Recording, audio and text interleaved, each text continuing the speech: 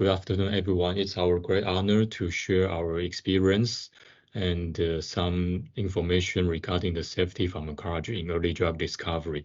And on behalf of Eurofins Discovery, I'm very great to have this opportunity. And thank you so much for attending this webinar. And today we are going to talk about the critical importance of early drug screening in drug development. And in Eurofins, we had a lot of experience for the safety pharmacology for our client from the very early phase until the pre-IND phase. And in different stages, we may face different kind of challenge. And for a lot of occasions, we need to use the safety pharmacology as a very useful tool to do the safety assessment. So today I will share some general information and let you to understand how we use this kind of tool and what is the importance of safety pharmacology. And please don't hesitate to provide any questions or anything you would like to discuss in the channel. Thank you. And from today's outline, we are going to talk about the overview of safety pharmacology and why it is so important. I will take some examples.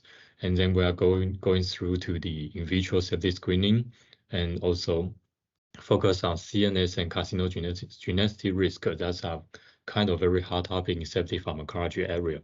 And then we'll do a quick summary in the end of the seminar. So first of all, we are going to start from the safety pharmacology. And before that, we know when we develop a drug and we need to understand the safety and we need to know if there are any adverse effect or some side effect caused to our body. And if there's something severe or critical, then that will raise some issue. And I'm taking some examples here. Okay, so first one, we start from the story of Merck. From the stock market, we can see 2004, end of Q1. The stock price of Merck just dropped 27% due to the news because they withdrew their their marketed drug vials. And then this kind of a 27% decrease of their market price, stock price, only recovered 2 years later once everything just got down. And that's caused a lot of very critical issue for Merck and also for the economic market. So what happened and what was going on during that period? So this is a compound called Vioxx. Actually, it's or we can call it a celecoxib. This is a COX-2 selective inhibitor, and approved to the market in 1999.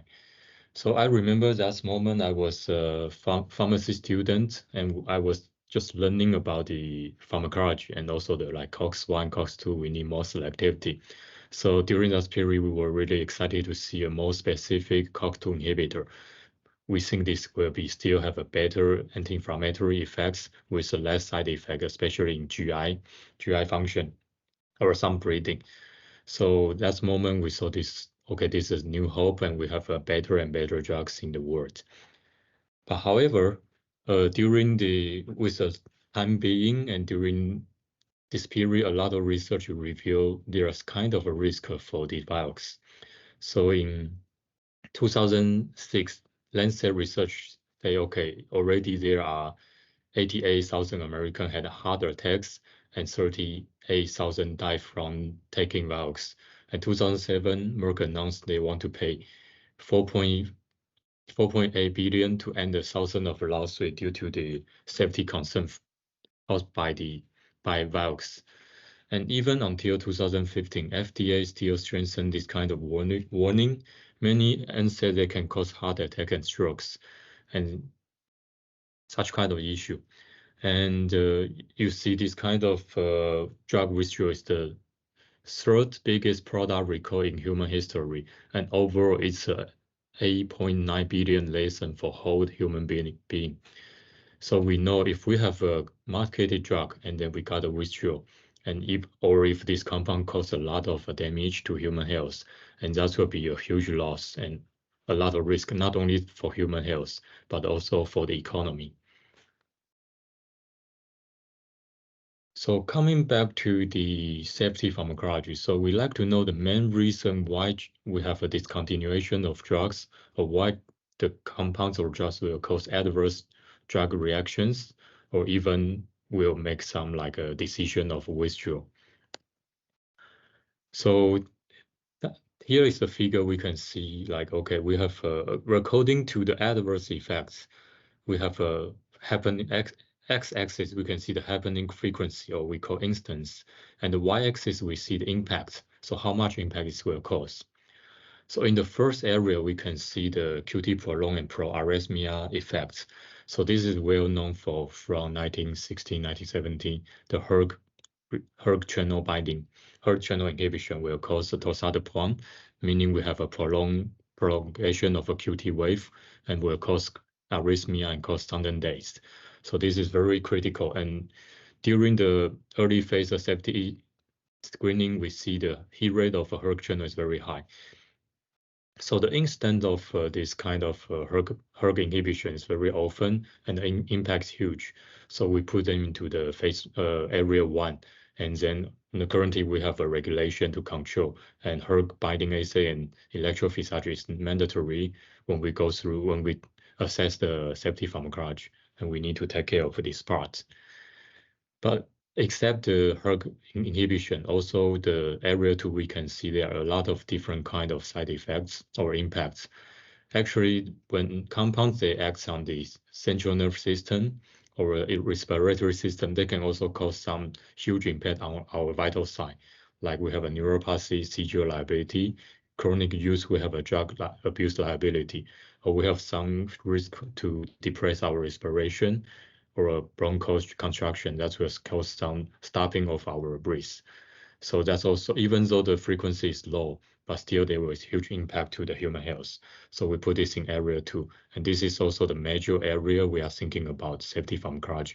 When we do safety screening, we also need to pay attention of this kind of high impact consequence. In the area 3 and area 4, even though the impact to human health is less, but we got kind of a lot of requests from our clients and also from researchers talking about the like GI dysfunction, the loss of control of heart rate or blood pressure. And if we are working on the me first drug, maybe this kind of minor effect could be tolerant. But if we are working the me best or me better area, our pipelines like try to compete with current existing compounds, such kind of minor effects or adverse effect will also make some difference with our competitors. So if our compound is showing less side effects and better performance, of course, that will be more competitive. So more and more people, they are also asking about, okay, I have a side effect of diarrhea or low blood pressure, how can I do? Is there any solution for that? Or I can predict such kind of thing before. So gradually people are also thinking about the area 3 and area 4 as a safety evaluation. So how does the guidance say? So already in the FDA guidance and ICH safety study already mentioned about the tier 1 and tier 2 safety concerns. So tier 1 is our core battery system. So regarding the central nervous system, cardiovascular system, and respiratory system, that's very important to our vital sign. And that's, if we have some effects here, that will cause a huge effect. So that's why we need to pay attention, and they are listing the tier 1. And for tier 2, such like renal tox, GI discomfortable, and the others, although the risk is relatively low, but if we want to have excellent compounds, and then still we need to pay attention. So next part, I'm going to talk more about the in vitro safety screening and why this is so important and how it can help our drug discovery. So before that, we need to understand, even though we have a lot of animal study for the safety and efficacy, and many researchers, they really rely on the animal study saying, okay, I have very excellent efficacy, or I don't have any safety concern from our animal study. But before that, we have to realize, except animals, still we need to think about a lot of things in vitro. So this is about the regulation and authority. So we have a FDA Modernization Act 2.0.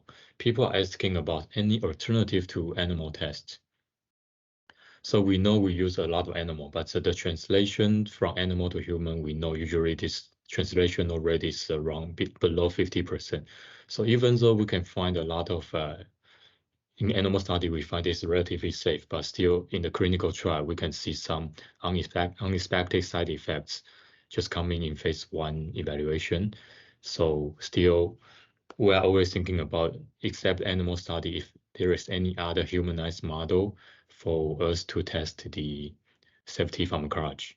And also we have a new technologies like organoid, like 3D culture, like organ on chip. Even we have in silico testing. And such kind of novel technology should be taken into consideration when we are doing the safety assessments.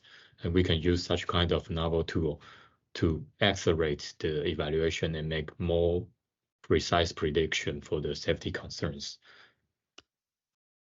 So end of last year, the senators in Washington, they are asking again FDA to update the animal testing guidance in accordance with the FDA Modernization Act 2.0. The action is initiated by Senator Rand Paul and with the other peers. They're asking FDA to update the situation about animal testing. And we are not going to ban animal study, but we should allow more the drug sponsors and researchers to use more modern alternative way or the other methods to demonstrate drug safety and effectiveness whenever they are doing their research and not only on the animal models. So that's already we know in vitro safety screen is very important and used a lot, but I think with time, people will pay more attention and focus more on the in vitro part to do the safety pharmacology. So usually we consider in vitro safety study is kind of quick and cost effective because we can use some kind of a purified protein, recombinant overexpressed protein, like receptor ion channel transporter enzyme, and doing some very simple biochemical assay, such like a radioligand binding assay or enzymatic functional assay, or we can use some cell culture or fragments doing some cell-based functional assay. And a lot of things we can do the target-based assay to understand the on target, off target, or even kind of phenotypic results from our test articles. So we know for the whole discovery and drug development journey, from discovery stage to development stage, we need to spend a lot of money and a lot of time. Usually it's like 10 to 15 years, but currently maybe we can shorten to like 7 to 8 years or even shorter, depends on the new technology application. And overall, we need to spend 1 to 2 billion. And also if we got attrition or withdrawal, probably the cost will be even higher. So this is very time consuming and cost consuming action. So as long as we can try to, in the very early phase, we try to make things better and we try to save more costs and we keep our money and our budget in the late development stage. And that will be very helpful. So in the early phase, how can we do to accelerate or to optimize the process and make our compound more safer? Then coming back to the industrial practice of safety pharmacology. So in 2012, 4 big pharmas, AstraZeneca, GSK, Novartis, and Pfizer, they published one paper regarding, according to their experience and their compound attrition, and they find some important molecular targets that could be really, really important for drug safety. And if we don't have such kind of target on those important targets, we can reduce attrition rate. So after the paper published in the Natural Drug Discovery, and these 44 molecular targets become kind of minimum requirement when we are studying safety pharmacology. So always we are thinking, okay, at least we need to test this 44 molecular target to see I don't have a very critical off target on this target. So we know for the drug discovery stage, we have different stages like hit identification or hit finding, lead optimization, candidate selection, and going to the preclinical development. And during this whole process, we need to identify the hazards and eliminate hazard, and even in the latest stage, we need to understand the fault mechanism to provide more information. So many CRO companies, including Eurofins Discovery, we design different kind of panel, safety screening panel for our clients and researchers to evaluate such kind of safety concerns in different stage. So like we have a tier 1 safety panel, according to the literature, there are there are 44 different molecular targets, very important, and now it's become the minimum requirements for safety pharmacology. So when we have some, after high throughput screening, when we have some hit compounds, we want to pick up some potential hits to the next stage for optimization and modify their structure or doing better PK. And then during this stage, we can use the safety panel to exclude some very dirty compounds to ensure they will be safe in the late stage. And according to the scaffold, then we can modify the structure accordingly and to save more money. And always we know during the optimization period, we'll spend a lot of money moving back and forth for the structural modification.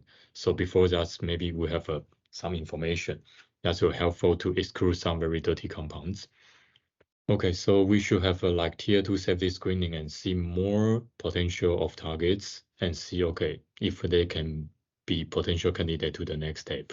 And then if we have already one or two very potential candidate, and for the pre-IND preparation, maybe we need to think about to provide more information like the whole mechanism and see, okay, from more than 100 different molecular targets, they have a few of targets and I have a very good on targets.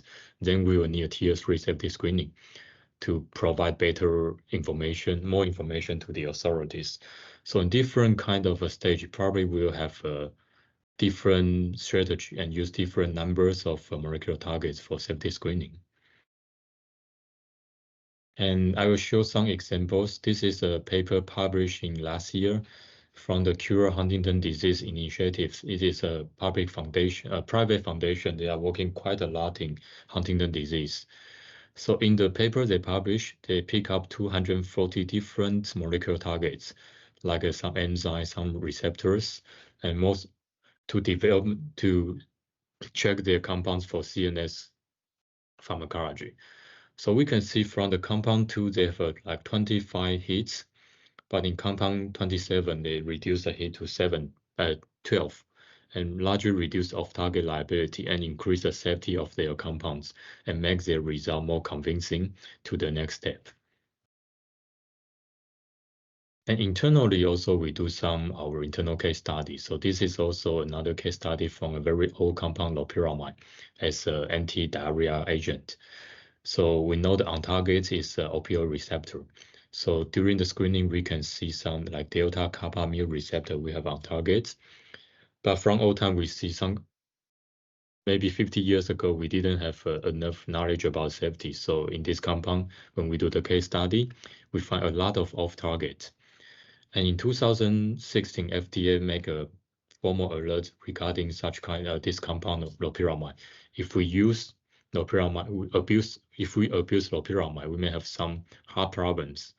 So according to our data and the profiling, we find the off-target hits on like alpha-1 receptor, serotonin receptor, hERG, and sodium channels. So from this data, we are not surprised to see the announcement like they have some severe or heart problems if we have abused such kind of compound. Because from the profiling, we see a lot of molecular targets that are related to the blood pressure control, heart rate control, or even some very critical ionic channels related to heart rate. So that's why we are not surprised we see something like that. So these two examples are very good examples. We can use the kind of safety pharmacology tool to evaluate or even to predict the safety of our unknown compounds. And next two parts, I'm going to some more specific topic regarding CNS safety and carcinogenicity. So why CNS safety is so important? So this is also kind of a very popular topic when we are talking about safety pharmacology. So we know we have some animal models for the safety evaluation, like EEG, like behavior test, and even we have some animal model for seizure, drug abuse, and dependence. Now, in right side, when we see the instance of neurotoxicity reporting FDA label database, we find something very interesting. So the most reported CNS side effects from humans is like a suicidal ideation, sedation, the top two things. But for suicidal ideation, actually, we cannot observe this kind of thing from the animal study. And also kind of emotion related like depression like more aggressive. Sometimes it's not easy to be observed in animal model. And although like the number 3 and number 4, like drug abuse and seizure liability, although we do have some animal models, but sometimes they cannot predict pretty well. For example, if our compound can induce like a partial seizure, you can only see like the animal just idle for a few seconds. That could not be observable when we are doing animal study. So from our experience in animal model study, we know a lot of kind of behavior we cannot evaluate by animal models. And in clinical stage, we find more CNS related side effects than in the discovery stage. And in discovery, we don't see the off target, we don't see the animal model, something wrong, but in the clinical phase, we find, okay, something unexpected from CNS just come up. So people are asking, okay, if there is any way we can evaluate safety pharmacology. So we know human brain is very complicated. Everything, every protein, receptor, enzyme you can think about in human body, they may really highly possible that you can find in human brain. So as long as the compound they have CNS effects, if their pharmacology is in CNS, treatment usage in CNS, or they can penetrate CNS, we may think about the CNS safety. So like for some CRO, like Eurofins discovery, we pick up some very important CNS targets, including the very critical GPCR on-channel transporters, and try to help our clients to do a overall CNS safety screening. So we include a lot of CNS important targets. So this is some example. And also we have to think about as long as the compound they have they can penetrate blood-brain barrier or they have a neuropsychiatric effects, then we have to think about seizure and drug abuse. So for drug abuse, this is very popular problem in like Western world. Many compounds or many drugs will be abused by young generation or by some patients, depends on different kind of reason. So authorities already make some regulation or guidance for evaluation the drug abuse potential. So as we know, okay, we can see from the step 1 to 3, as we know the the chemical structure is really similar to well-known compounds like amphetamine, morphine, or related neuroactive structure, and then you have to think about drug abuse. And then what can we do is we can start from the binding assay with the main neurotransmitter receptors like dopamine, serotonin, or opioid cannabinoid receptors, or some important ionic channels and transporters to evaluate if there is any off-target hits on such kind of important neurotransmission system. And if you find such kind of off-target hits, and you could do the functional assay, like cell-based assay, and you can see if this is agonist, antagonist, or partial agonist. And from the pharmacology, you can understand this kind of target if they can produce similar effects as with the well-known drug abuse reagents, and then we can do our assessments. So similar for seizure liability, this is also very interesting thing. So from the pie chart, we can see only 1/3 of compound they can induce seizure liability is from CNS drugs. So as long as the compound they penetrate to BBB, such like antibiotics, cardiovascular agents, or something related to respiration, they pass BBB and they can produce kind of risk for seizure liability. And clinically, we know 6 to 9% seizure cases are due to the drug toxicity. So it's like 5 to 10% more. So sometimes when in the hospital we see a seizure, we will check about their drug history. So currently we have something like zebrafish multi-electrode array or ex vivo brain slice electrophysiology to evaluate the risk of seizure. But for the molecular target, still we can pick up some important GPCR or some ion channels. If such kind of a compound to hit on such kind of molecular targets, we can see they may produce kind of seizure liability risk. And then after we can also test on the animal model, such like behavior test or video EEG to see, okay, there is anything for the seizure.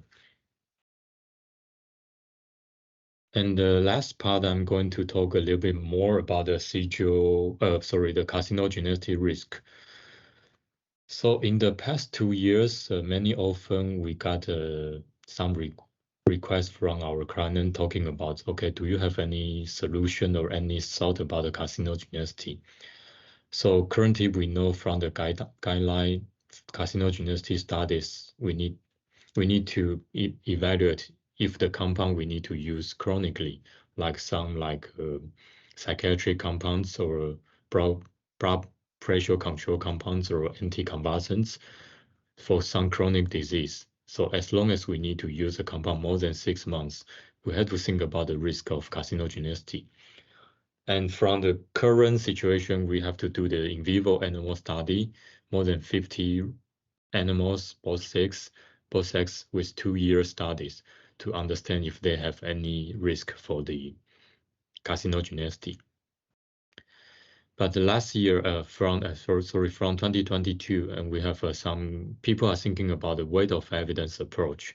So we should think about if we can collect more information and more evidence to prove some potential risk or they don't have potential risk, then probably we can skip or waive this kind of 2-year long-term study. So from the weight of evidence, there are some categories. So first 1 and 2 is drug target and pathway pharmacology, and also second one is the secondary pharmacology. So that will be performed by in vitro study and for some molecular target selection. So if we can collect enough evidence like, okay, this compound will hit some target related to carcinogenicity, so we confirm they have a risk. Or from a lot of the profiling, we don't see any off targets on such kind of carcinogenicity targets. And we say, okay, this is unlikely to have the risk. Then if the evidence is solid enough, probably we can waive this 2 years animal study because this 2-year animal study won't make any extra value. But if we don't have any evidence, we are not certain if this is okay, likely or unlikely, we don't know. And then we need to run this 2-year animal study to add more value to this study. So if we can provide or collect more information, more evidence to prove this is risky or not risky, then we probably can waive this 2 years animal study and save a lot of cost and time. So regarding the question raised from our clients, we are thinking about from the science, from the carcinogenicity pathway. So what kind of pathway, what kind of molecular targets are related to the carcinogenicity?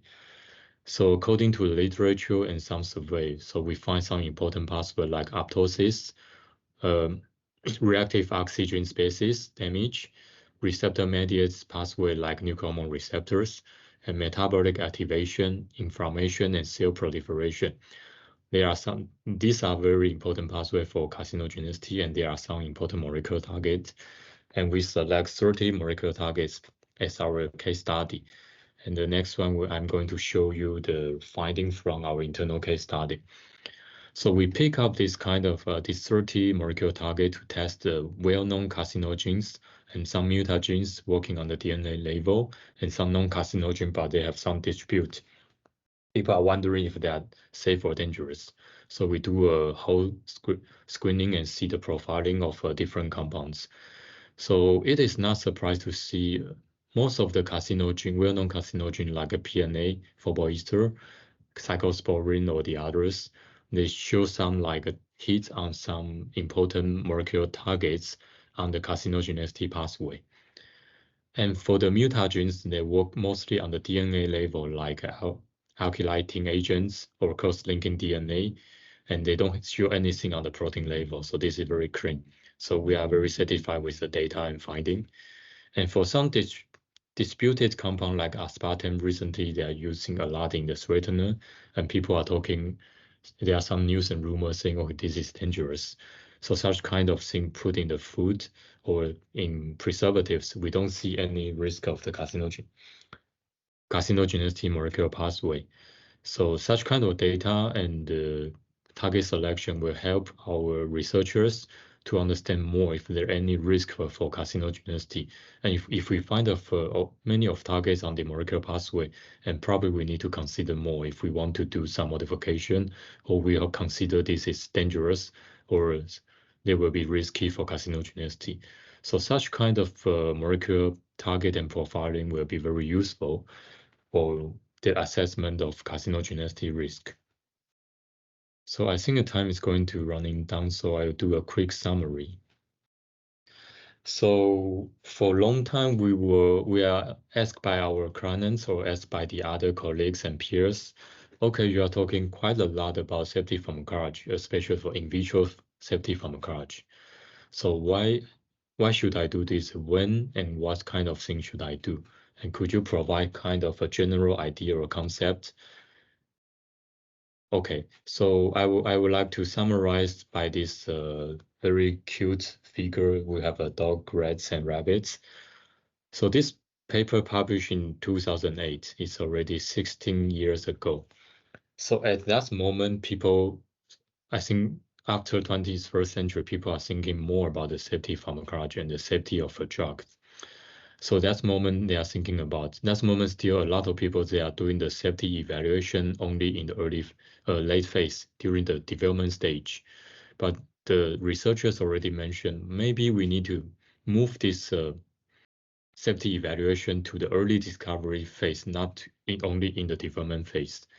So 15, 16 years later until now, most of the people, they are doing the safety assessments in discovery phase. So if you ask me, okay, when should I do the safety evaluation? So I will answer, okay, if we can do, if budget allow, if we have enough resources, we have to do it as early as possible. So once you have your high throughput screening, you have some potential hits, and maybe you can have more than like 100 or even more hits, and you don't know how to select. And then you can just do some safety assessment to exclude some very dirty compounds. And if you ask me also how many molecular targets you will have to do for the safety assessments, so this is a good question, and even currently we don't have a like standard answer. But according to the literature and the consensus from the pharmas, we are suggesting at least we do the 44 minimum requirement from the literature, and we know they are very important for the early discovery safety assessments. And with different stage, we are going to hit finding lead optimization to the candidate selection. When we have a more opportunity or more chance and more confident, feel more comfortable to our candidates, and then we have to do the broaden molecular target profiling and to understand the mechanism and any other potential of targets. So if you are asking if the resources are allowable, we will suggest as wide as possible, as many targets as possible, and to avoid some like very costly failure in the late stage. And also from the FDA modernization and also to comply the animal welfare, we are thinking about in vitro first to comply the 3R and the modernization using new biochemical or even other new technologies to do in vitro first to avoid the overuse of animal. And once we have the in vitro data, like biochemical data, we have some hit, and then we can go to the functional assay to understand if they have their agonist, antagonist, partial agonist, or even inverse agonist, and compare the on-target IC50, EC50 with the on-target IC50, EC50 to see the safety margin. And also we should consider about their PK. So if we have off targets in CNS, but my compound cannot penetrate to BBB, maybe that will be relatively safe. Or if I have a very high plasma binding, and we have to think about the real concentration in the human body, and maybe such kind of target will not be very relevant. So we need our scientists to interpret the data according to different result, like in vitro binding assay, functional assay, and considering even about the phenotypic assay, functional assay to the PK study, and to have a overall the better view about our compounds and make a right decision.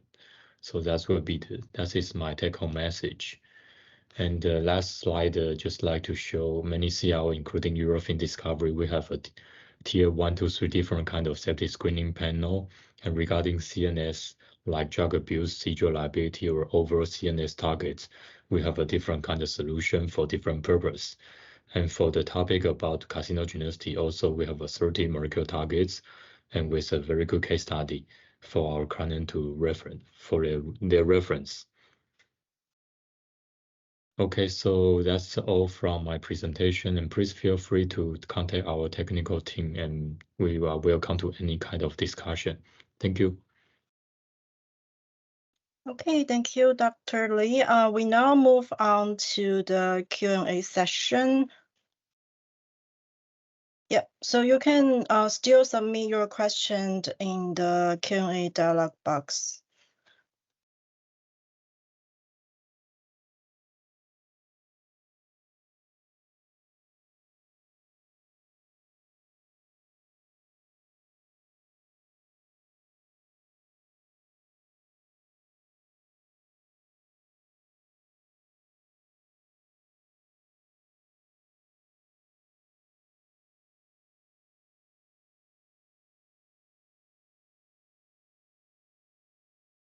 Yeah, currently I don't see any question, but then if you have any question or anything you want to discuss, we are always welcome. I see one question here, just a minute. Oh, okay. Sorry, I have a lag. Anything around regular acceptance? Okay, I think last time we had some discussion with our commercial team and clients. So the carcinogenicity target here we propose, this is kind of very new and experimental idea. And we just know we need to provide the evidence as much as possible. But then we cannot say, okay, these 30 targets already recognized by the authorities, just like the other safety targets. But we understand as long as you can provide more evidence and they have a kind of solid scientific background to support, that could be very helpful to get acceptance from the authority. But to my understanding right now, and I don't think they have any kind of solid decision is being made.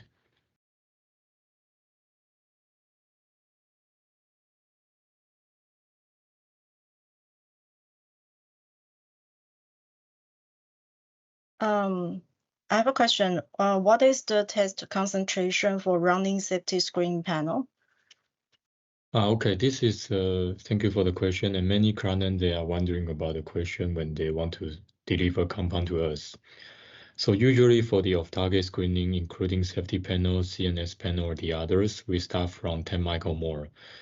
We think this concentration is high enough for some such kind of in vitro test.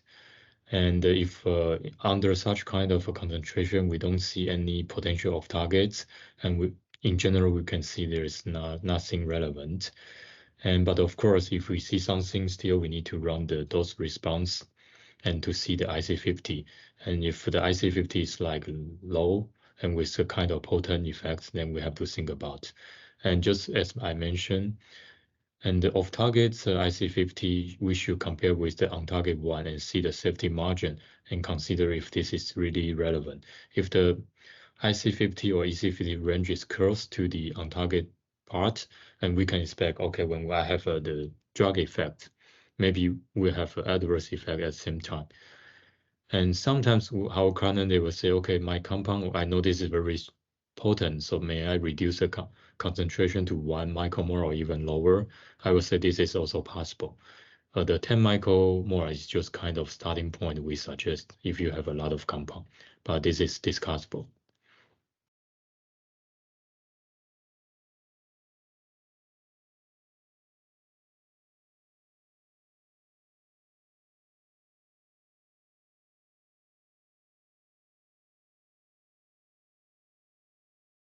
Yeah, I saw another question.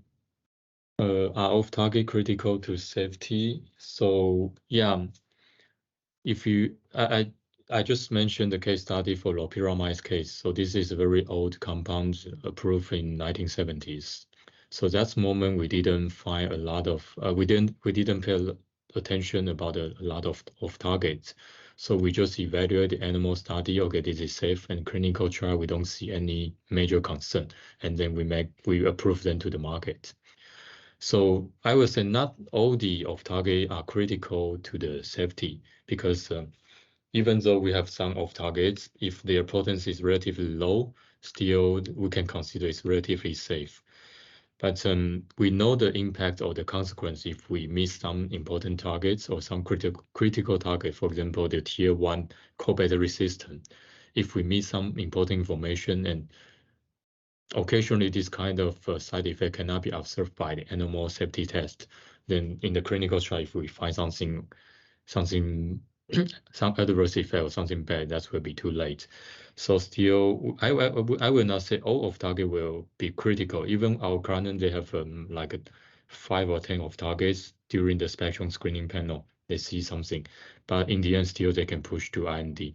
But it really depends on their PK property, their safety margin, and the targets if they are very critical targets in the human body. And also, we have to consider about like if it's a chronic use or this is kind of their therapeutic usage. So for kind of anti-cancer drugs, maybe you don't care a lot, but for chronic use for hypertension or or diabetes, maybe you have to think about be more careful about the off targets. Okay, another question. Sorry. I think there are challenges to predict in vivo toxicity from in vitro assay. Do you have any experience information how much in vitro safety pharmacological toxicity will reproduce in vitro assay based on your experience? Yeah, so I think from in vitro to in vivo and in vivo to human, there's always a gap, and the translation rate sometimes not very ideal. So this is something we know. So when we are doing the off targets or in vitro assay, we try to use more humanized model like a humanized recombinant protein or some like new technology they are using the iPSC derived from human. Or when we are doing the enzymatic or binding assay, we try to take more human proteins, try to have a better reproducibility from the human. But of course, in vitro and in vivo, they have a different value. And I cannot say, okay, if you do everything in vitro, then you can like discard all the in vivo data. Still in vivo data, like some very basic in vivo animal models, they can provide very informative and very valuable information. And but we know such kind of study, when we go to human, then still this is another world.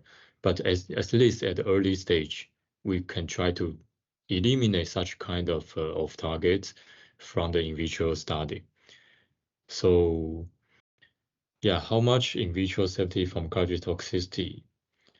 Yeah, from our case study, we can see the loperamide case, we can see the off target, they show some like molecular target related to cardiovascular targets. And indeed, in the end, from clinical reports, they have some like long-term safety concern regarding the heart attacks or some stroke risk. So I believe there are some kind of correlation. If we do the correlation curve, maybe I cannot say the R score is very low, or sorry, very high, but I still believe there are kind of a correlation, but it depends really case by case. Hey, I think, yeah, we will end our Q&A session and go on to the next. Okay. I'm going to see you in the JSPS, and we can have a kind of personal discussion if you attend this meeting. So looking forward to seeing you soon. So we are also looking forward to seeing you at our next webinar. Thank you. Thank you so much. Bye bye. どうもありがとうございました。